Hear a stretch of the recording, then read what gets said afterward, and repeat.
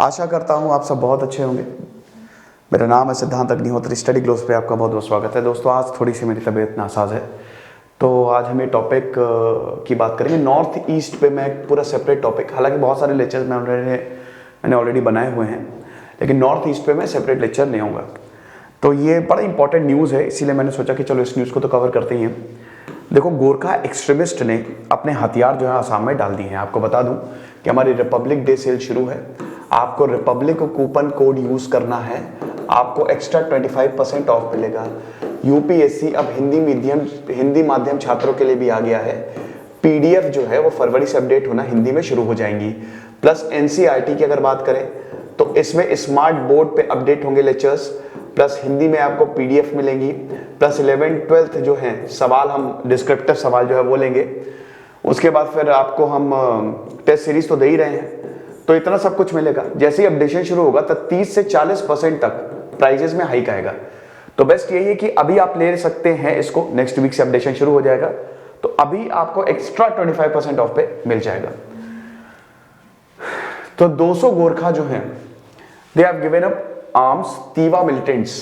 2014 में 2014 में इसको बनाया गया था।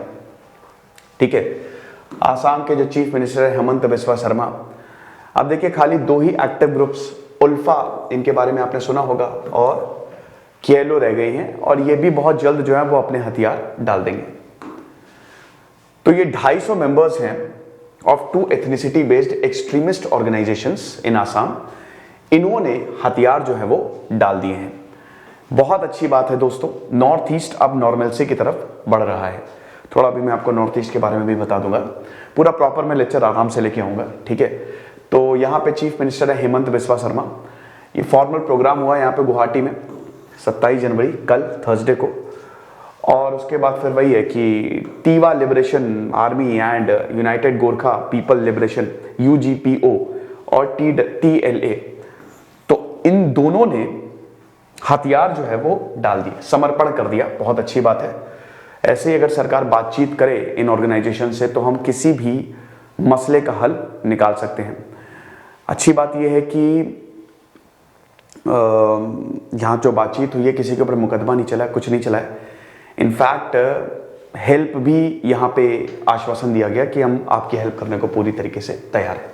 तो ये आप देख सकते हो, हेमंत बिस्वा शर्मा और ये सारे के सारे लीडर्स जो हैं, ये बंदूकें आप देख सकते हो। ठीक है, ये कुछ और photos. So a big surrender. तो 2014 में बनाया था तीवा कम्युनिटी को केटर करने के लिए। और टीएलए जो है ये मोरीगांव, नागांव, वेस्ट कार्बी एंगलोन डिस्ट्रिक्ट, जो कि सेंट्रल आसाम में है। आसाम बहुत बड़ा है, पहले नॉर्थ ईस्ट स्टेट थी ही कहाँ, मतलब पूरा आसाम ही था, है ना। इससे पहले कामरूप डायनेस्टी जो कि आसाम पर रूल किया करती थी। ऐसा है ना कि नॉर्थ ईस्ट में इंसर्जेंसी आज से नहीं चल रही है। ये पूरा का पूरा जो एरिया है ये ब्रिटिशर के कंट्रोल में था। तो उसके बाद फिर आज़ादी के बाद बहुत सारे एरियाज ने बोला कि हमको चाहिए आज़ादी। बहुत सारी ट्राइब्स हैं यहाँ पे, इतनी कम्युनिटीज़ है ना, उनकी अलग अलग डिमांड है।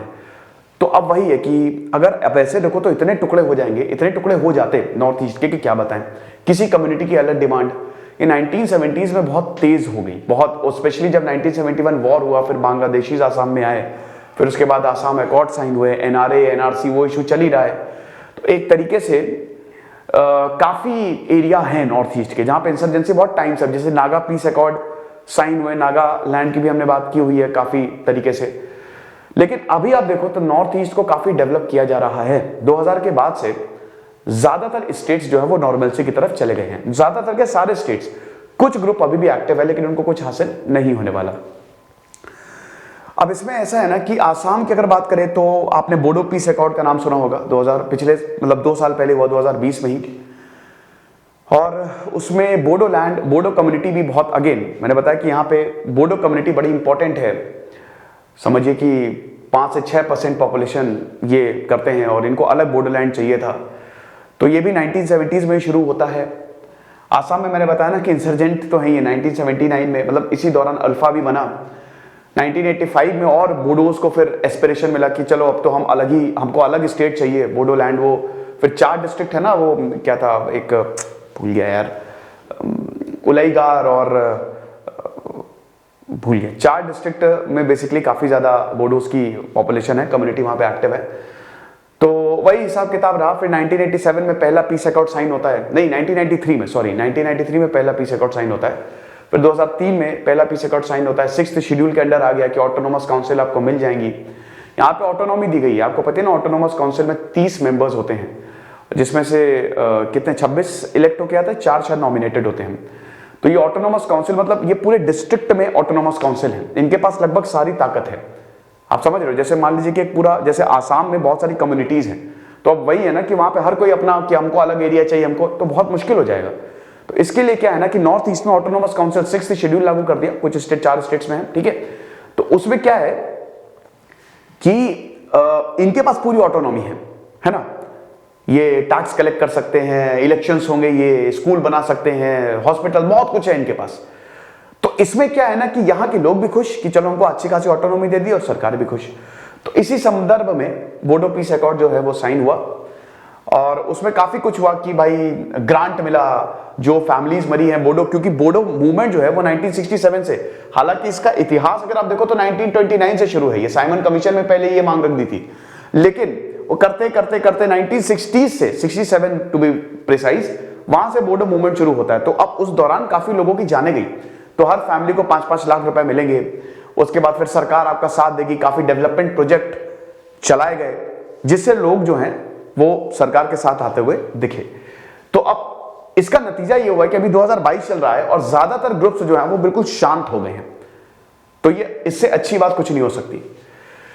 यूजीपीओ 2007 में बना था, 2007 में बना था, और ये अगेन बोडोलैंड टेरिटोरियल रीजन में काफी ज्यादा एक्टिव है। 2 आउटफिट्स में टोटल 246 मेंबर्स थे और दोनों ने मिलकर 277 फायर आर्म, जो बंदूकें, ग्रेनेड्स और उसके बाद गोलियां, 720 राउंड्स ऑफ एम्यूनिशन, ये सब जो है वो सरेंडर किए। चीफ मिनिस्टर ने बोला कि भाई हम फाइनेंशियल ग्रांट देंगे 1.5 लाख रुपए का, जितने भी 462 मेंबर्स है ना, 5 other extremist group who had surrendered earlier. बहुत अच्छी बात है, बहुत बहुत बहुत अच्छी बात है। इससे होगा क्या ना कि एक नफरत होती है स्टेट की, ये तो हमारे लिए कुछ करेंगे नहीं। ये सरेंडर जो है ना भरोसा बढ़ाते हैं। यहां पे डेवलपमेंट कई बार, जैसे नक्सलाइट एरिया है, उस एरिया का डेवलपमेंट कई बार रुका हुआ है। एक्चुअल में जो वहां का डेवलपमेंट नहीं हो पा रहा है उसकी मेन प्रॉब्लम यही नक्सलाइट है। वो लोग, कई बार ऐसा होता है कि बहुत सरकार की अच्छी स्कीम्स होती हैं, लेकिन इसी वो जड़ जमीन और जो पानी, जंगल, इसकी वजह से ये लोग ऊपर नहीं उठ पाते हैं। और यहां के जो लीडर्स हैं वो बोलते हैं कि नहीं, ये सरकार तुमसे सब कुछ छीन लेगी, और कई सारे युवा जो है वो इस नक्सल मूवमेंट को ज्वाइन कर लेते हैं।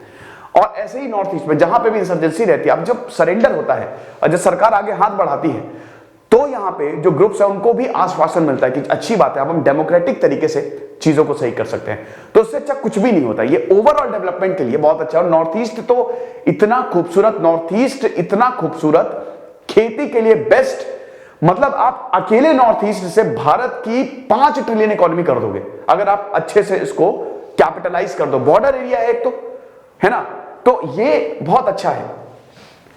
तो आसाम के चीफ मिनिस्टर हेमंत बिस्वा शर्मा ने ये बोला कि अब 2 एक्टिव इंसर्जेंट ग्रुप जो है वो रिमेन है। इसमें उल्फा बहुत पुराना है, प्रोबेबली सबसे पुराना, और केएलओ, ठीक है। उल्फा और केएलओ में बाकी सारे ग्रुप्स या तो हम उनसे बातचीत कर रहे हैं या वो खत्म हो चुके, ओवरग्राउंड, ये चीज है।